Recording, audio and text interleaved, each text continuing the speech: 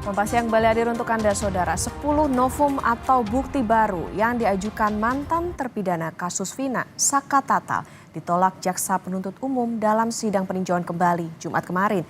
Kuasa hukum Saka Tatal pun menyatakan siap menghadirkan sejumlah saksi dan menantang jaksa beradu bukti dalam sidang lanjutan pekan depan.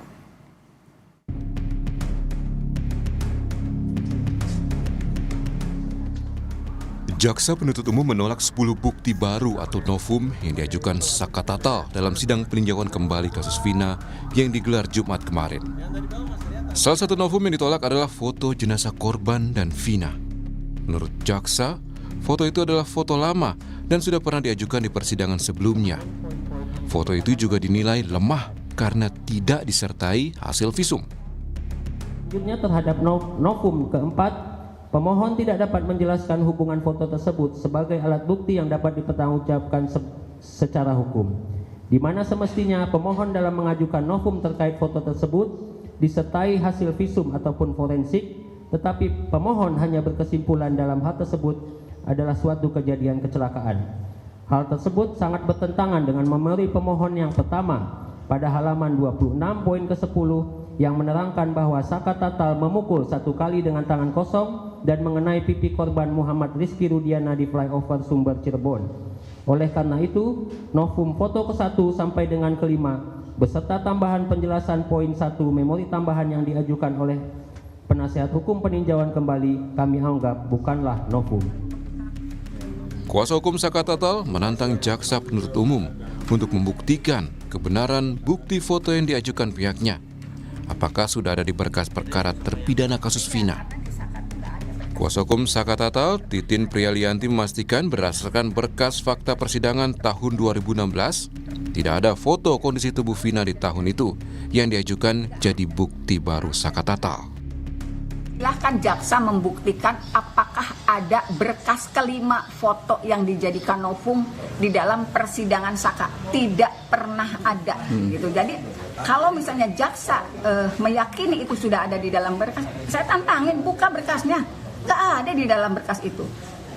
Jangankan berkas Saka, berkas yang terpidana dewasa aja, yang sekarang terpidana terdakwa dewasa, nggak ada berkas itu. Foto ini memang betul-betul tidak pernah dihadirkan. Ayah Eki, Ibtu Rudiana, diminta untuk hadir dalam sidang peninjauan kembali yang diajukan Saka Tatal. Kuasa hukum Rudiana menegaskan, Rudiana tak akan hadir dalam sidang itu. Kuasa hukum Rudiana, Pitra Romadoni, mengatakan tidak ada novum atau bukti baru dalam sidang PK yang diajukan Saka Tatal, sehingga tak ada kepentingan untuk menghadirkan Rudiana dalam persidangan.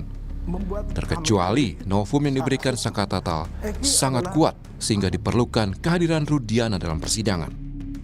Karena kami melihat tidak ada novum di situ, bukan novum, kami tidak akan menghadirkan Ibtu Rudiana. Kecuali novum beliau itu sangat kuat dan luar biasa gitu loh. Jadi kami pastikan di situ Rudiana tidak akan kita hadirkan dari penasihat hukum. Dengan alasan Karena tidak ada bukti baru itu tadi? Tidak ada bukti baru yang kita lihat di situ, jadi tidak perlu gitu. Sidang lanjutan PK yang diajukan Saka Tatal akan dilanjutkan Selasa 30 Juli 2024. Kuasa hukum Saka Tatal mengaku telah menyiapkan 8 saksi untuk dihadirkan dalam sidang itu. Pihaknya meyakini 8 saksi itu akan mampu membuat terang kasus pembunuhan Vina dan Eki yang terjadi 2016 lalu. Muhammad Syahri Romdon, Kompas TV, Cirebon, Jawa Barat. Perkembangan terkini kasus Vina juga jelang sidang PK Saka Tatal pada Selasa mendatang, kita tanyakan ke jurnalis Kompas TV Muhammad Syahri Romdon di Cirebon, Jawa Barat. Syahri, selamat siang. Jadi siapa saja saksi yang akan dihadirkan Saka Tatal pada lanjutan sidang PK Selasa nanti? Iya, baik Okta di studio. Selamat siang saudara. Sidang lanjutan PK Saka Tatal yang akan digelar pada Selasa 30 Juli 2024 adalah sidang lanjutan yang kali ketiga sejak diajukan dan dimulai pada Rabu kemarin. Kemudian ada 8 orang lebih, bahkan Titin menyatakan mungkin bisa dikatakan lebih karena sampai saat ini masih terus dikomunikasikan beberapa saksi-saksi tersebut dan hampir sebagian besar menyatakan siap untuk menghadiri sidang PK dengan agenda menghadiri dan mendengarkan saksi yang dibawa oleh pemohon yakni Saka Tatal dan kuasa hukum. 8 orang ini Titin pastikan semuanya berasal dari sipil, artinya warga biasa yang mengetahui kejadian sebenarnya di tahun 2016 lalu. Saat kami berusaha untuk menanyakan secara detail siapa saja orangnya, namanya, dan lain sebagainya, Titin mengatakan ini masih sangat rahasia dan juga dirahasiakan oleh tim kuasa hukum Sakatata seluruhnya untuk mengamankan diri dari setiap saksi tersebut. Tidak hanya saksi, tim kuasa hukum Sakatatal juga rencananya akan menghadirkan beberapa ahli dalam sidang PK Sakatatal ini. Namun belum diketahui kapan agenda menghadirkan ahli tersebut, apakah pada hari yang sama atau di hari yang berikutnya. Kami masih menunggu informasi dari tim kuasa hukum Sakatatal, begitupun juga dengan dari Pengadilan Negeri Kota Cirebon yang menyelenggarakan sidang PK Sakatatal ini. Okta. Ya, Syahri, di sisi lain keluarga Vina masih meyakini anaknya dibunuh bukan kecelakaan lalu lintas. Lalu upaya apa yang kini dilakukan oleh keluarga Vina?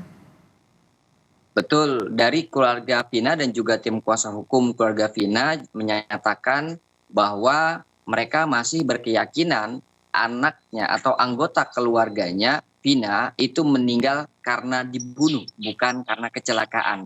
Pendapat ini itu didasari dari adanya beberapa bukti luka yang terdapat di tubuh Vina, kesaksian orang yang memandikan, dan juga beberapa kendaraan yang digunakan Eki tidak mengalami rusak berat yang mereka anggap tidak mungkin meninggal dunia karena kecelakaan. Tidak hanya itu, tim kuasa hukum juga menyiapkan beberapa langkah apabila hal ini masih terus dibutuhkan, terutama untuk memberikan kesaksian kepada Bareskrim Mabes Polri yang sedang diturunkan oleh Kapolri. Kuasa hukum Vina, Raden Reza Pramadia, mengatakan kepada kami pihaknya menghormati seluruh proses yang sedang berjalan saat ini. Bahkan kemarin kami mendengar pendapat dari Reza yang mengatakan bahwa penolakan novum yang dilakukan oleh jaksa penuntut umum dalam PK kedua, agenda kedua maksud kami, itu adalah hal yang sangat biasa dan hal yang sangat wajar. Hal yang sangat wajar terjadi karena adanya perbedaan pendapat.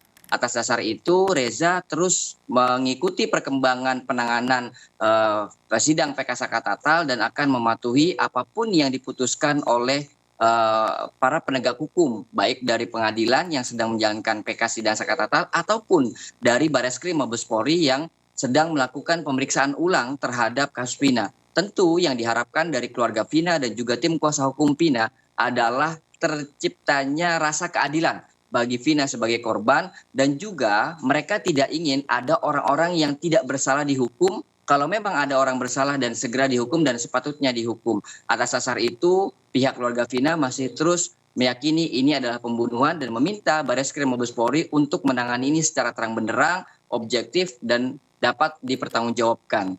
Okta. Ya, baik, ada 8 saksi dan juga sejumlah ahli yang disiapkan dalam sidang PK Sakatatal. Tentu kita nantikan seperti apa lanjutannya di hari Selasa nanti untuk menguak seperti apa kelanjutan dari kasus ini, termasuk juga penyebab kematian dari Vina dan Eki. Terima kasih. Jurnalis Kompas TV Muhammad Syahri Romdon melaporkan dari Cirebon, Jawa Barat.